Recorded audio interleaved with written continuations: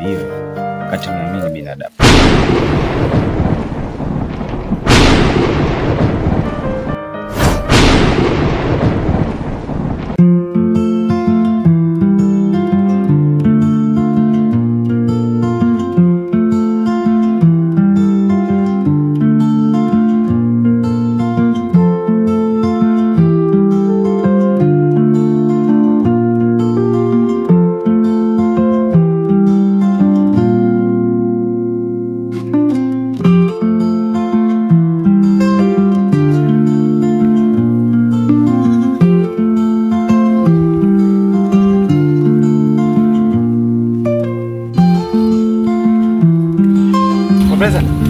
Bro.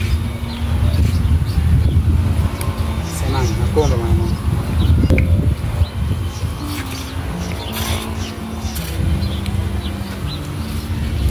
Nakuona kama vile uko sawa. Bwana ndugu yangu ni kweli. Siko sawa. Yaani siko sawa kabisa. Labda nikueleze tu kiufupi. Kiufupi na kitu kinanichanganya sana ndugu yangu. Hapa juzi kati ndugu yangu nimekutana na kitu ambacho cha ajabu sana. Nilikuwa natoka sehemu yangu fulani hivi kwenye mitikati yetu, unajua tena. Napita naenda nyumbani. Nafika njiani kuna mti fulani. Kuna dogo janja fulani amesimama tu barabarani kama vile tuliweza kupishana hapa. Sasa yule dogo sasa alikuwa tu mtu uko karibu na barabara. Kwa hiyo nikamsalimia. Alipokuja kugeuka yule dogo niliyokuambia. Kwa hiyo anakuja kugeuka hivi. Yule dogo anatoa macho yake, anatoa mwanga wa kutisha. Habari yako? Salamu. Ndugu yangu. Bro. Sasa hizi. Safi, mambo vipi? Sunako kama sio ngeni machoni mwangu. Siku vile kwa ninyesha mida kama jioni. Nikishana nipiga kikumbo pale. Alafu yani ulikuwa kama yani umechanganyikiwa fulani. Nimeshakukumbuka. Ndugu yangu, ile siku ile ulikuwa na haraka sana.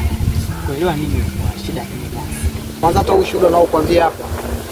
Ilikuwa vizuri sana huyu bwana, nilimhadisia.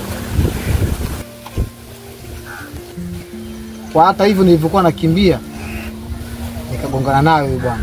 Kwa sababu nilikuwa niko speed sana. Kwa hiyo tokea siku ile mpaka leo siku sawa. Sawa ndugu yangu. Mwanzo akaniambia siku hasa tatizo lilikuwa ni nini mpaka tukapishana kikumbo pale afu kaondoka tu. Uko hapo unasema kwamba kuna mtu nyuma. Alafu mimi nileuka mtu sikumuona ujue siku. Niko kuangalia wewe ushakimbia muda mrefu. Shida ilikuwa ni nini hasa? Unajua jamaa yeye alihisi kwa mimi kama nimepagawa. Mimi katika maisha yangu sijawahi kuugua uchizi. Ni mtu mwenye akili zangu timamu kabisa. Sawa bwana. Kwa wakati kwanza huyu namhadisia, bwana kimetokea 1 2 3 huko nilipotoka. Kwa hiyo sasa basi, wakati huyu bwana anazidi kuongea naye, nakuja natazama hivi, namkuta yule mtu niliyokuambia, macho tena kama vile tena hivi. Ndugu yangu, nilipokuja kuchomoka hapo tena. Wewe ulikuwa waamini?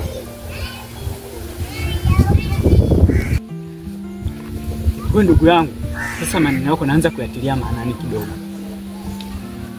Maana ile siku kweli inaonekana kwamba wewe ni uko timamu kichwani. Maana laiti ungekuwa ni chizi usingeweza kuongea unaongea sasa hivi. Inamaanisha kweli wewe ulikutana na kitu ambacho kinatisha. Na sijajua nikaongea nini na ndugu yangu hapa. Na basi mimi naomba niache maana nafika juu kidogo. Sasa sawa bwana, haina shida. Mimi nilikuwa namhadisia tu kuhusiana swala hili kwa sababu nilikuwa napita hapa akaniona na mawazo mengi akaniuliza. Kwani nilijaribu kumhadisia?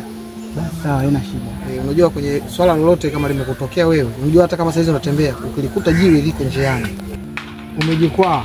Kwa hiyo napaswa lile jiwe usiliache mtu mwingine aje tena jikwae kama wewe. Sawa? Kwa hekima unatakiwa ulitoe lile jiwe uliweke pembeni ili atakayepita hapa apite salama. Kwa hiyo mimi leo nikuta sina budi kukuambia wewe kukupa ule ushuhuda. Bwana umetokea 1 2 3. Ili hata wewe mwisho wa siku uenda unaweza kupata kitu kama kile kwa sababu kumbe kuna jamaa alichozungumza kumbe kiko sawa. Mimi naomba niondoke maana hapa sijua mtamwambia nini ndugu yangu. Bwana. Ndugu yangu. Tuko pamoja. Sasa ina shida. Haya, ngoja nifike juu kidogo. Asa ina shida. Poa poa. Kwa hiyo bwana, ndugu yangu, ndo hayo yaliyotokea. Mimi wacha ndugu zangu.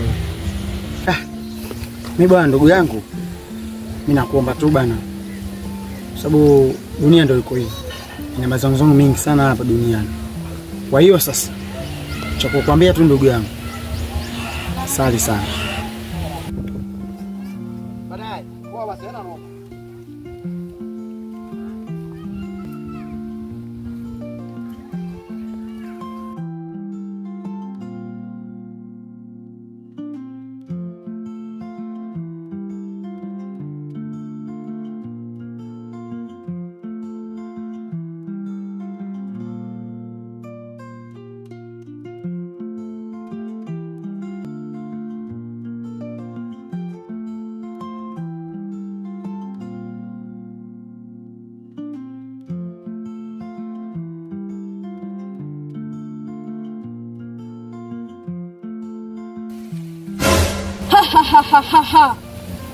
Sisi ni majini, hatutaki kushindwa.